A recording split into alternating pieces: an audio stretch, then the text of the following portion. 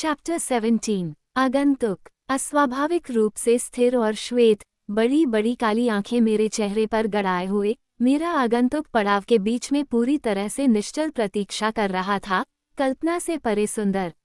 एक पल के लिए मेरे घुटने कांपने लगे और मैं लगभग गिर ही गया। फिर मैंने खुद को उस पर फेंक दिया। एलिस, ओह एलिस! मैंने चिल्लाते हुए उससे टकराया। मैं भूल गया था कि वो कितनी कठोर थी, ये सीमेंट की दीवार से सीधे टकराने जैसा था। बेला! उसकी आवाज़ में राहत और उलझन का अजीब मिश्रण था। मैंने अपनी बाहें उसके चारों ओर लपेट ली और उसकी त्वचा की खुशबू को जितना संभव हो सके उतना अंदर लेने की कोशिश की। ये किसी और चीज़ की तरह नहीं थी, न तो फूलों की, न मसालों की, न ही खट्टे की और न ही कस्तूरी की। दुनिया का कोई भी परफ्यूम इसकी बराबरी नहीं कर सकता। मेरी याददाश्त ने इसे न्याय नहीं दिया। मुझे पता ही नहीं चला कि कब मेरी सांसें कुछ और बन गईं। मुझे तब एहसास हुआ कि मैं रो रहा था जब एलिस मुझे खींचकर लिविंग रूम के सोफे पर ले गई और अपनी गोद में ले लिया। यह एक ठंडे पत्थर में सिमटने जैसा था, लेकिन एक ऐसा पत्थर जो मेरे शरीर के आकार के हिसाब से आरामदायक था। उसने एक सौम्य लय में मेरी पीठ को सहलाया, मेरे खुद पर नियंत्रण पाने का इंतजार करते हुए। मुझे माफ करना, मैंने रोते हुए कहा। मैं बस बहुत खुश हूँ तुम्हें देखकर। सब ठीक है बेला, सब कुछ ठीक है। हाँ, मैंने चिल्लाकर कहा। और पहली बार ऐसा ही लगा। एलिस ने आह भरी। मैं भूल गई थी कि तुम कितने उत्साही हो, उसने कहा और उसका स्वर अस्वीकृतिपूर्ण था। मैंने अपनी बहती आंखों से उसकी ओर देखा। एलिस की गर्दन कसी हुई थी, मुझसे दूर जा रही थी, उसके होंठ एक दूसरे से मजबूती से चिपके हुए थे। उसकी आंखें काली हो गई थीं। ओह! मैंने कश लिया, क्योंकि मुझे समस्या का एहसास हुआ। उसे प्यास लगी थी और मुझे स्वादिष्ट गंध आ रही थी। मुझे इस तरह की बात के बारे में सोचते हुए काफी समय हो गया था। माफ करना, यह मेरी अपनी गलती है। मुझे शिकार किए हुए बहुत समय हो गया है। मुझे खुद को इतना प्यासा नहीं होने देना चाहिए था, लेकिन आज मैं जल्दी में थी। फिर उसने मेरी तरफ जो नज़र डाली, वह एक तीखी नज़र थी। इस बारे में बात करते हुए, क्या तुम मुझे ये बताना चाहोगे कि तुम कैसे जीवित हो? इससे मैं चौंक गया और मेरी सिसकियां बंद हो गईं। मुझे तुरंत एहसास हुआ कि क्या हुआ होगा और एलिस यहाँ क्यों थी। मैंने जोर से कहा, तुमने मुझे गिरते हुए देखा? नहीं, उसने असहमत होते हुए कहा, उसकी आंखें सिकुड़ गईं। मैंने तुम्हें कूदते देखा। मैंने अपने होठों को भींचते हुए ऐसा स्पष्टीकरण सोचने की कोशिश की जो मूर्खतापूर्ण न लगे। एलिस ने अपना सिर हिलाया। मैंने उससे कहा था कि ऐसा होगा, लेकिन उसने मुझ पर विश्वास नहीं किया। बेला ने वादा किया, उसकी आवाज़ की इतनी सटीक नकल थी कि मैं सदमे में डूब गया जबकि दर्द मेरे धड़ से होकर गुजर रहा था। उसके भविष्य के बारे में भी मत सोचो, उसने उसे उद्धृत करना जारी रखा। हमने बहुत नुकसान कर दिया है, लेकिन सिर्फ इसलिए कि मैं नहीं देख रही हूँ, इसका मतलब यह नहीं है कि मैं नहीं देख रही हूँ, उसने आगे कहा। मैं तुम पर नज़र नहीं रख रही थी, मैं कसम खाती हूँ बेला। बात सिर्फ इतनी है कि मैं पहले से ही तुम्हारे साथ जुड़ी हुई हूँ। जब मैंने तुम्हें कूदते देखा, तो मैंने नहीं सोचा, मैं बस एक विमान में चढ़ गई। मुझे पता था कि मैं बहुत देर से पहुंचूंगी, लेकिन मैं कुछ नहीं कर सकती थी। और फिर मैं यहाँ पहुंची, ये सोचकर कि शायद मैं किसी तरह चाली की मदद कर सकूं, और तुम गाड़ी चलाकर आ गई। उसने अपना सिर हिलाया, इस बार उलझन में। उसकी आवाज़ में तनाव था। मैंने तुम्हें पानी में जाते देखा और मैं तुम्हारे ऊपर आने का इंतज़ार करती रही, लेकिन तुम नहीं आई। क्या हुआ? और तुम चाली के साथ ऐसा कैसे कर सकती हो? क्या तुमने ये सोचने के लिए रुका कि इससे उसका क्या होगा? और मेरे भाई, क्या तुम्हें पता है कि एडवर्ड, जैसे ही उसने उसका नाम लिया, मैंने उसे बीच में ही रोक दिया। मैंने उसे बोलने दिया, भले ही मुझे एहसास हो गया था कि वो गलतफहमी में है, बस उसकी आवाज़ की सही घंटी जैसी आवाज़ सुनने के लिए। लेकिन अब बीच में बोलने का समय आ गया था। एलिस, मैं आत्महत्या नहीं कर रहा था।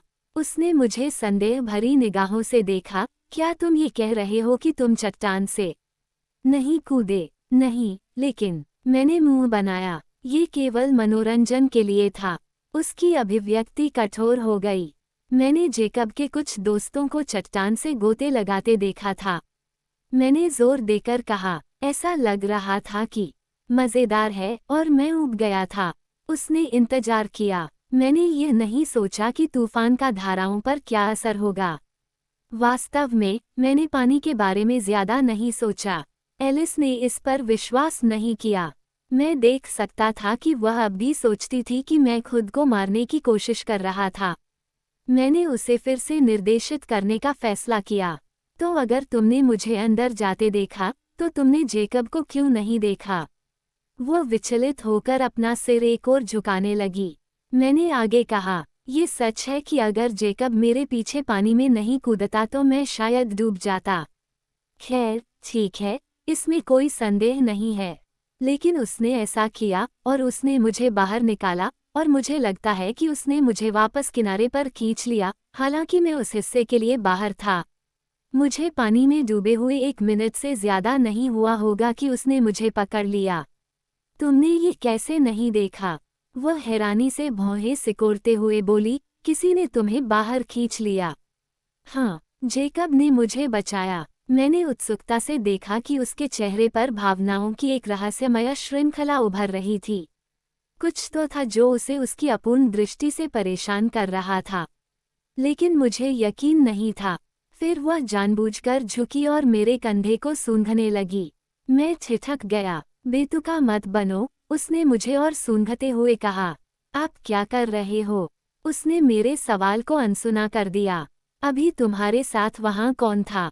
ऐसा लग रहा था जैसे तुम बहस कर रहे थे। जेकब ब्लैक, वह मेरा सबसे अच्छा दोस्त है। मुझे लगता है, कम से कम वह। मैंने जेकब के क्रोधित, विश्वासघाती चेहरे के बारे में सोचा, और सोचा कि अब वह मेरे लिए क्या था। एलिस ने सिर हिलाया। वह चिंतित लग रही थी। क्या? मुझे नहीं मालूम, उसने कहा। मुझे नहीं पता कि इसका क्या मतलब है। खैर, कम से कम मैं मरा तो नहीं हूँ। उसने आंखें घुमाईं। वह मूर्ख था जो सोचता था कि तुम अकेले जीवित रह सकते हो। मैंने कभी किसी को जीवन को खतरे में डालने वाली मूर्खता के लिए इतना प्रवृत्त नहीं देखा। मैंने बताया, मैं बच गया। वो कुछ और सोच रही थी। तो अगर धाराएं तुम्हारे लिए बहुत ज्यादा थीं, तो ये जेकब कैसे कामयाब हुआ? जेकब मजबूत है। उसने मेरी आवाज में अनिच्छा सुनी और उसकी भौहें उठ गईं। मैंने एक पल के लिए अपने होंठ चबाए। क्या ये कोई रहस्य था या नहीं? और अगर था, तो मेरी सबसे बड़ी निष्ठा किसके प्रति थी? जेकब के प्रति या एलिस के प्रति? मैंने सोचा कि राज रखना बहुत मुश्किल है। जेकब को सब पता था, तो एलिस को भी क्यों नहीं? देखो, वह एक तरह का वेयरवुल्फ है, मैंने जल्दबाजी में स्वीकार किया। जब आसपास पिशाच होते हैं तो क्विल्यूट्स भेड़ियों में बदल जाते हैं। वे कार्लिसले को बहुत पहले से जानते हैं। क्या तुम उस समय कार्लिसले के साथ थे? एलिस ने एक पल के लिए मेरी तरफ देखा, और फिर तेजी से पलकें झपकाते हुए खुद को संभाला। अच्छा, मुझे लगता है कि इससे गंध का पता चलता है, उसने बड़बड़ाते हुए कहा। लेकिन क्या इससे वह बात समझ में आती है जो मैंने नहीं देखी? उसने भौहें सिकोड़ी। उसकी चीनी मिट्टी के माथे पर सिलवटें पड़ गईं। गंध, मैंने दोहराया। तुम्हारी बदबू बहुत बुरी है, उसने अनुपस्थित भाव से कहा, अभी भी भौहें सिकोड़े हुए। एक वेयरवुल्फ, क्या तुम इस बारे में निश्चित हो? बिल्कुल यकीन है, मैंने वादा किया, जब मुझे याद आया कि पॉल और जेकब सड़क पर लड़ रहे थे। मुझे लगता है कि पिछली बार जब फोक्स में वेयरवुल्फ थे, तब तुम कार्लिसले के साथ नहीं थे। नहीं, मुझे अभी तक वह नहीं मिला था। एलिस अभी भी विचारों में खोई हुई थी। अचानक उसकी आंखें चौड़ी हो गईं, और वह चौंककर मेरी ओर देखने लगी। तुम्हारा सबसे अच्छा दोस्त एक वेयरवुल्फ है। मैंने शर्म से सिर हिलाया। ऐसा कब से चल रहा है? ज्यादा समय नहीं, मैंने कहा, मेरी आवाज रक्षात्मक लग रही थी। वो सिर्फ कुछ हफ्तों से ही वेयरवुल्फ रहा है। उसने मुझे घूर कर देखा। युवा वेयरवुल्फ, इससे भी बदतर। एडवर्ड सही था कि तुम खतरे के लिए चुंबक हो। क्या तुम्हें मुसीबत से दूर रहना चाहिए था? वेवुल्फ में कुछ भी गलत नहीं है, मैंने उसकी आलोचनात्मक आवाज से आहत होकर बड़बड़ाते हुए कहा। जब तक वे अपना आपा नहीं खो देते। उसने अपना सिर तेजी से हिलाया। ये तुम पर छोड़ो, बेला। पिशाचों के शहर छोड़ने के बाद किसी और का भला होगा, लेकिन तुम्हें पहले राक्षसों के साथ घूमना शुरू करना होगा जो तुम्हें मिल सकते हैं। मैं एलिस के साथ बहस नहीं करना चाहता था, मैं अभी भी खुशी से कांप रहा था कि वो वास्तव में सचमुच यहाँ थी, कि मैं उसकी संगमरमर त्वचा को छू सकता था और उसकी पवन घंटी की आवाज सुन सकता था, लेकिन वह सब गलत थी। नहीं, एलिस, वैसे भी पिशाचों ने वास्तव में उन सभी को नहीं छोड़ा। यही तो पूरी परेशानी है। अगर वेयरवुल्फ नहीं होते, तो विक्टोरिया अब तक मुझे पकड़ चुकी होती। खैर, अगर जैक और उसके दोस्त नहीं होते, तो लॉरेंट मुझे उससे पहले ही पकड़ लेता, मुझे लगता है, इसलिए। विक्टोरिया, उसने फुसफुसाते हुए कहा। लॉरेंट, मैंने सिर हिलाया, उसकी काली आंखों के भाव से मैं थोड़ा घबरा गया। मैंने अपनी छाती की ओर इशारा किया। खतरे का चुंबक, याद है? उसने फिर सिर हिलाया। मुझे सब कुछ शुरू से शुरू बताओ। मैंने शुरुआत में मोटरसाइकिल और आवाज़ों को छोड़ दिया, लेकिन आज की दुर्घटना तक उसे बाकी सब कुछ बता दिया। एलिस को बोरियत और चट्टानों के बारे में मेरी पतली व्याख्या पसंद नहीं आई, इसलिए मैं जल्दी से पानी पर देखी गई अजीब लौ और उसके मतलब के बारे में बताने लगा। उस हिस्से पर उसकी आंखें लगभग सिकुड़ गईं। उसे इतना खतरनाक एक पिशाच की तरह देखना अजीब था। मैंने मुश्किल से निगला और हैरी के बारे में बाकी बातें बताने लगा। वह बिना किसी व्यवधान के मेरी कहानी सुनती रही। कभी कभी वह अपना सिर हिलाती थी और उसके माथे की सिलवटें इतनी गहरी हो जाती थीं कि ऐसा लगता था कि ये उसकी त्वचा के संगमरमर में हमेशा के लिए उकेरी गई हैं। वो कुछ नहीं बोली और आखिरकार मैं चुप हो गई। हैरी के जाने पर उधार लिए गए दुख से फिर से आहत हुई। मैंने चार्ली के बारे में सोचा, वह जल्द ही घर आ जाएगा। वह किस हालत में होगा? हमारे जाने से तुम्हें कोई लाभ नहीं हुआ, है न? एलिस ने बुदबुदाया। मैं एक बार हंसा। ये थोड़ी सी उन्मादपूर्ण आवाज थी, लेकिन ये कभी मुद्दा नहीं था, है न? ऐसा नहीं है कि तुम मेरे लाभ के लिए चले गए। एलिस ने एक पल के लिए फर्श की ओर देखा। अच्छा, मुझे लगता है कि मैंने आज आवेग में आकर काम किया। शायद मुझे दखल नहीं देना चाहिए था। मैं अपने चेहरे से खून बहता हुआ महसूस कर सकता था। मेरा पेट गिर गया। मत जाओ, एलिस, मैंने फुसफुसाया।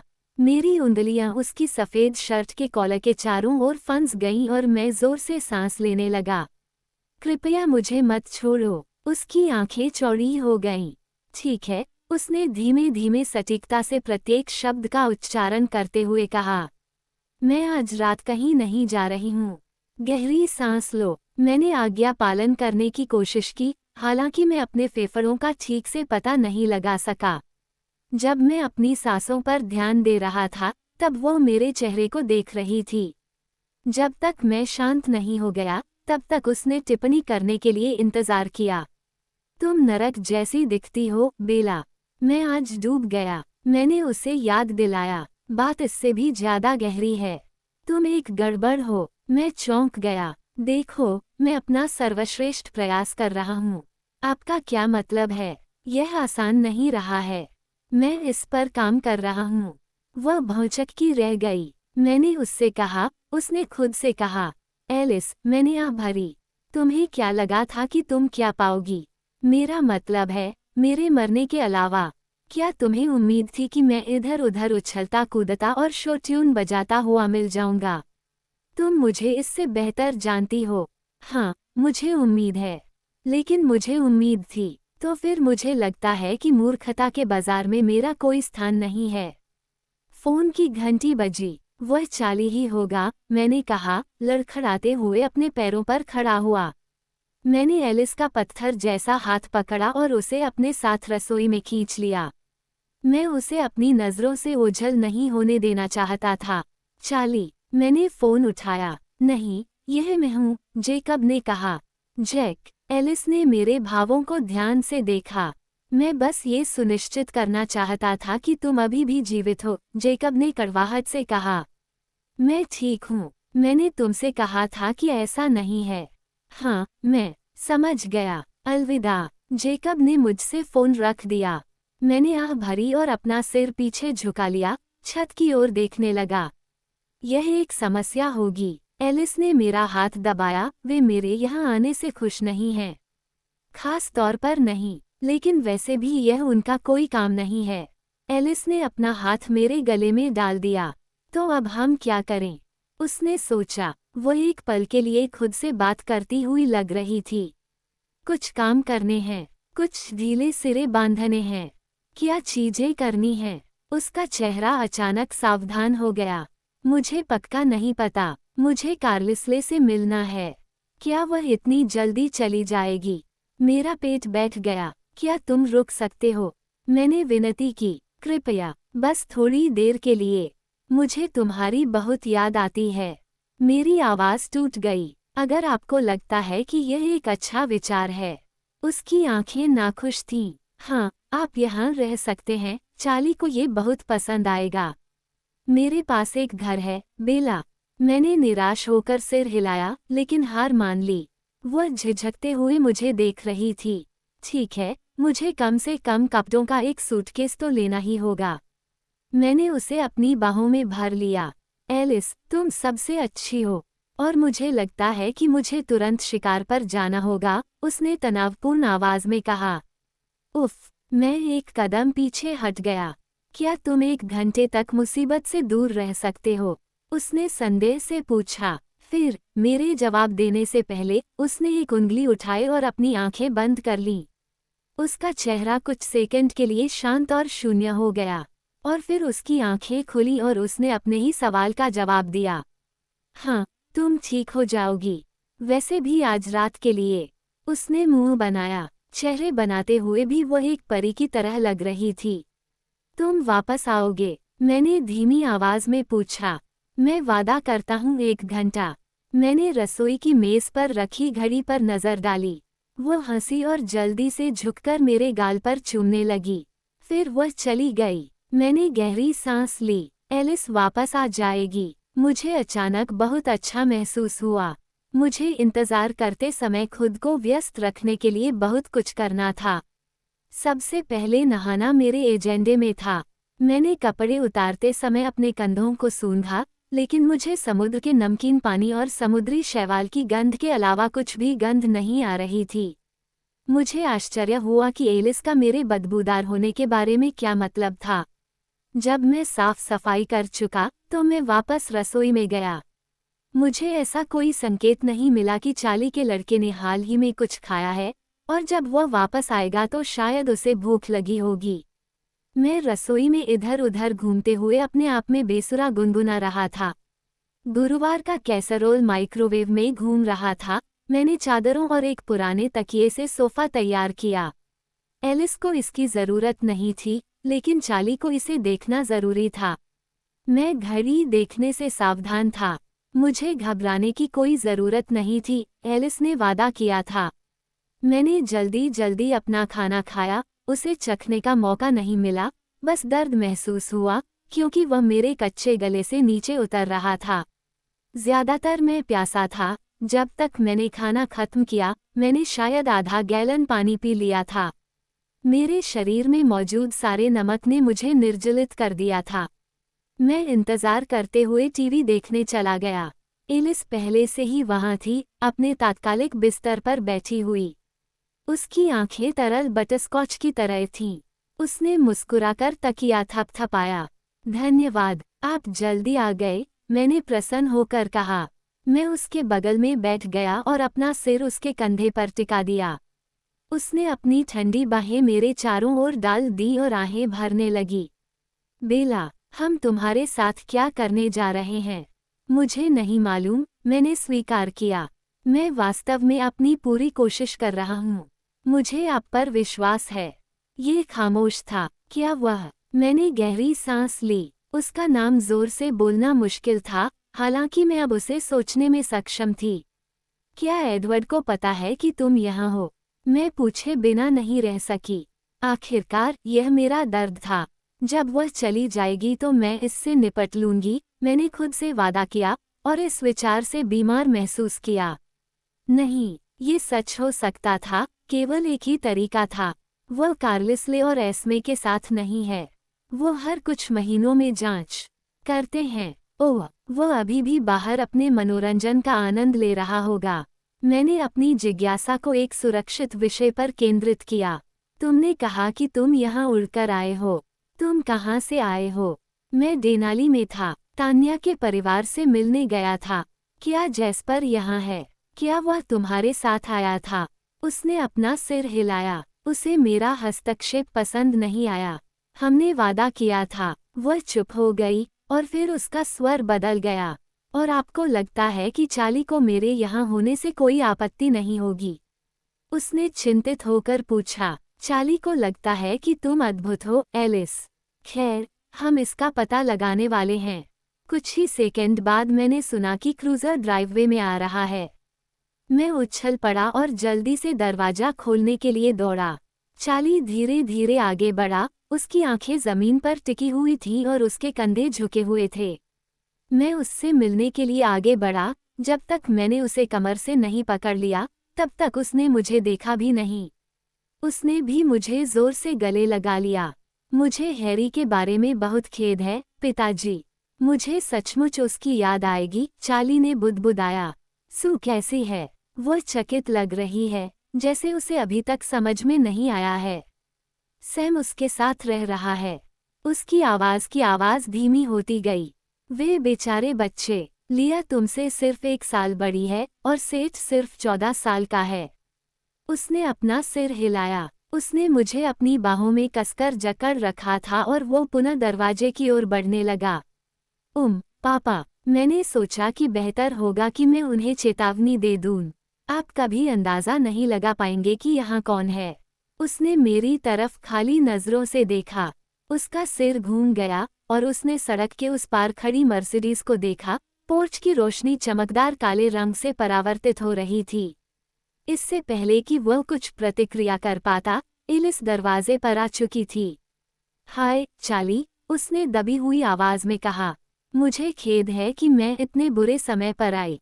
Alice kiln. उसने अपने सामने खड़ी दुबली पतली आकृति को देखा, मानो उसे संदेह हो कि उसकी आंखें उसे क्या बता रही हैं। एलिस, क्या ये तुम हो? यह मैं ही हूँ, उसने पुष्टि की। मैं पड़ोस में ही थी। क्या कार्लिसले? नहीं, मैं अकेला हूँ। एलिस और मैं दोनों जानते थे कि वो वास्तव में कार्लिसले के बारे में नहीं पूछ रहा था। उसका हाथ मेरे कंधे पर कस गया।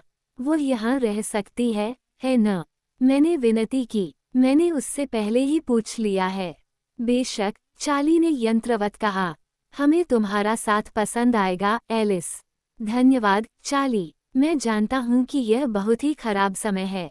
नहीं, ये ठीक है। वास्तव में मैं हैरी के परिवार के लिए जो कुछ भी कर सकता हूँ, उसमें व्यस्त रहूंगा। बेला के लिए कुछ लोगों का साथ अच्छा रहेगा।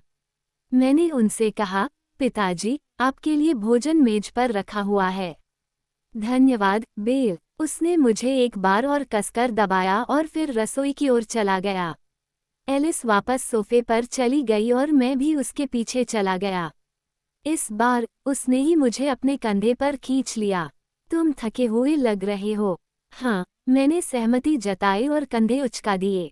मृत्यु के निकट अनुभव मेरे साथ ऐसा ही करते हैं। तो कार्लिसले तुम्हारे यहाँ होने के बारे में क्या सोचता है? उसे नहीं पता। वो और एस्मे शिकार के लिए यात्रा पर गए थे। मैं कुछ दिनों में उससे बात करूंगा जब वह वापस आएगा।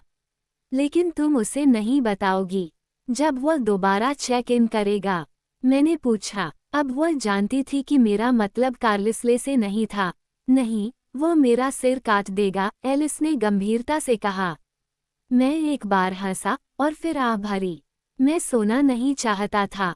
मैं एलिस से बात करते हुए सारी रात जागना चाहता था और यह समझ में नहीं आ रहा था कि मैं थका हुआ हूँ, क्योंकि मैं सारा दिन जेकब के सोफे पर लेटा रहता हूँ।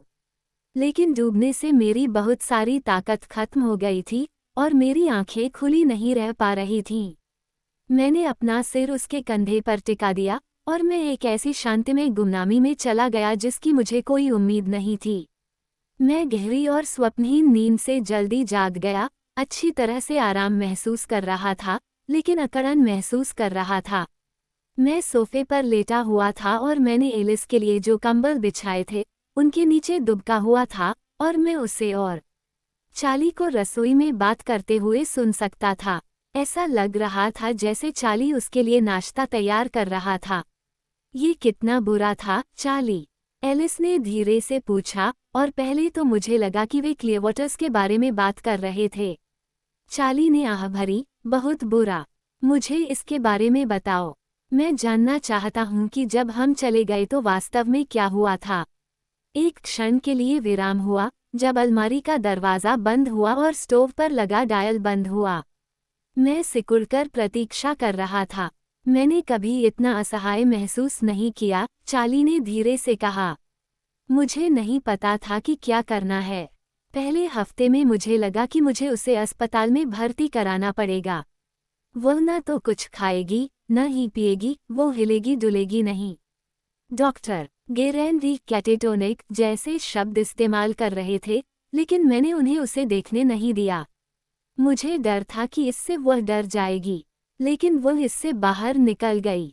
मैंने रेनी को उसे फ्लोरिडा ले जाने के लिए बुलाया था। मैं सिर्फ यही नहीं बनना चाहता था।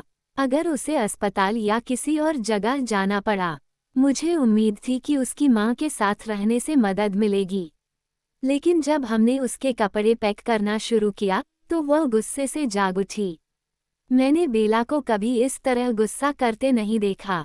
वो कभी भी नखरे नहीं करती थी, लेकिन यार, वो बहुत गुस्से में थी। उसने अपने कपड़े हर जगह फेंक दिए और चिल्लाने लगी कि हम उसे जाने नहीं दे सकते, और फिर वह आखिरकार रोने लगी। मुझे लगा कि यही निर्णायक मोड़ होगा। जब उसने यहाँ रहने पर जोर दिया तो मैंने बहस नहीं की, और वह शुरू में ठीक भी लग रही थी। चार्ली चुप हो गया। ये सुनना उसके लिए बहुत मुश्किल था, क्योंकि उसे पता था कि मैंने उसे कितना दर्द पहुंचाया है। लेकिन एलिस ने पूछा। वह स्कूल और काम पर वापस चली गई। उसने खाया और सोया और अपना होमवर्क किया। उसने जवाब दिया जब कोई उससे सीधा सवाल पूछता था, लेकिन वह खाली थी। उसकी आंखें खाली थीं। ऐसी बहुत सी छोटी छोटी बातें थीं जिनके कारण वह अब संगीत नहीं सुनती थी। मुझे कूड़ेदान में टूटी हुई बहुत सी सीडी मिली। वो पढ़ती नहीं थी। जब टीवी चालू होता था तो वो उसी कमरे में नहीं होती थी। ऐसा नहीं है कि वह पहले इसे बहुत देखती थी। मुझे आखिरकार समझ में आ गया, वह हर उस चीज से बच रही थी जो उसे उसकी याद दिला सकती थी। हम मुश्किल से ही बात कर पाते थे। मुझे इस बात की चिंता रहती थी कि कहीं कुछ ऐसा न कह दिया जाए जिससे वह परेशान हो जाए। छोटी छोटी बातें भी उसे परेशान कर देती थीं और वह कभी भी स्वेच्छा से कुछ नहीं कहती थी। अगर मैं उससे कुछ पूछता तो वह बस जवाब देती थी। वो हर समय अकेली रहती थी। वो अपने दोस्तों को फ़ोन नहीं करती थी और कुछ समय बाद उन्होंने फ़ोन करना भी बंद कर दिया। ये रात यहाँ मुर्दों की रात थी। मैं अभी भी उसे नींद में चीखते हुए सुनता हूँ। मैं उसे लगभग कांपता हुआ देख सकता था। मैं भी याद करके कांप उठा, और फिर मैंने आह भरी। मैंने उसे बिल्कुल भी बेवकूफ़ नहीं बनाया था, एक सेकंड के लिए भी नहीं। मुझे बहुत खेद है, चार्ली, एलिस ने उदास स्वर में कहा। ये तुम्हारी गलती नहीं है। जिस तरह से उसने ये कहा उससे ये बिल्कुल स्पष्ट था कि वो किसी को जिम्मेदार ठहरा रहा था। तुम हमेशा उसके अच्छे दोस्त रहे हो। हालांकि अब वो बेहतर लग रही है। हाँ, जब से उसने जेकब ब्लैक के साथ घूमना शुरू किया है, मैंने उसमें बहुत सुधार देखा है। जब वो घर आती है तो उसके गालों में कुछ रंग आ जाता है, उसकी आंखों में कुछ चमक आ जाती है। वह ज्यादा खुश रहती है। वो रुका और जब उसने फिर से बात की तो उसकी आवाज़ अलग थी। वो उससे 1 साल या उससे ज़्यादा छोटा है और मुझे पता है कि वो उसे एक दोस्त के तौर पर सोचती थी, लेकिन मुझे लगता है कि शायद अब कुछ और है या फिर वह उसी दिशा में जा रही है। चार्ली ने यह बात एक ऐसे लहजे में कही जो लगभग आक्रामक था। यह एक चेतावनी थी, एलिस के लिए नहीं, बल्कि उसे यह बात आगे बढ़ाने के लिए। जैक अपनी उम्र के हिसाब से बूढ़ा है, उसने कहा, अभी भी रक्षात्मक लग रहा था। उसने अपने पिता की शारीरिक रूप से उसी तरह देखभाल की है जिस तरह बेला ने अपनी माँ की भावनात्मक रूप से देखभाल की थी। इसने उसे परिपक्व बना दिया है। वह एक अच्छा दिखने वाला बच्चा भी है, अपनी माँ की तरह ही है। वह बेला के लिए अच्छा है, आप जानते हैं, चार्ली ने जोर देकर कहा। तो यह अच्छी बात है कि वो उसके पास है, एलिस ने सहमति जताई। चार्ली ने हवा का एक बड़ा झोंका छोड़ा और विरोध की कमी को देखते हुए जल्दी से झुक गया। ठीक है, तो मुझे लगता है कि यह बात बड़ा चढ़ाकर कही गई है। मुझे नहीं पता, जेकब के साथ भी कभी कभी मैं उसकी आंखों में कुछ देखता हूँ और मुझे आश्चर्य होता है कि क्या मैंने कभी समझा है कि वो वास्तव में कितने दर्द में है। ये सामान्य नहीं है, एलिस, और ये मुझे डराता है। बिल्कुल भी सामान्य नहीं है। ऐसा नहीं है कि किसी ने उसे छोड़ दिया, बल्कि ऐसा है जैसे कोई मर गया। उसकी आवाज़ फटी हुई थी। ऐसा लगा जैसे कोई मर गया हो, जैसे मर गया हो। क्योंकि यह सिर्फ सच्चे प्यार को खोने से कहीं ज्यादा था, जैसे कि किसी को मारने के लिए इतना ही काफी नहीं था। यह एक पूरा भविष्य, एक पूरा परिवार और पूरी जिंदगी भी खोना था जिसे मैंने चुना था। चार्ली ने निराशाजनक लहजे में कहा, मुझे नहीं पता कि वह इससे उबर पाएगी या नहीं। मुझे नहीं पता कि इस तरह की किसी घटना से उबरना उसके स्वभाव में है या नहीं। वह हमेशा से ही एक छोटी सी चीज रही है। वह चीजों को भूलकर अपना मन नहीं बदल पाती। वह एक अनोखी महिला है, एलिस ने सूखी आवाज में सहमति जताई।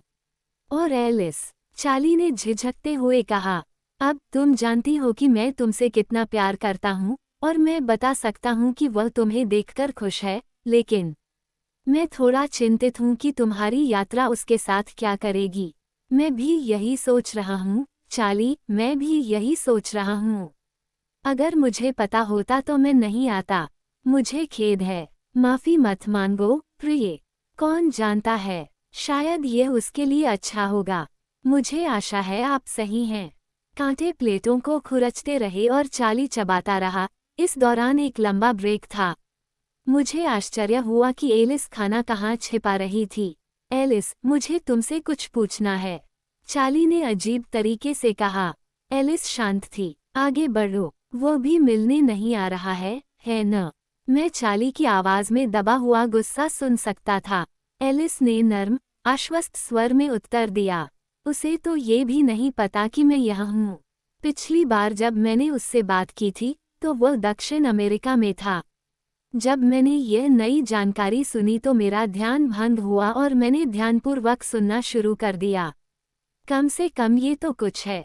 चार्ली ने नाक भान सिकोड़ी।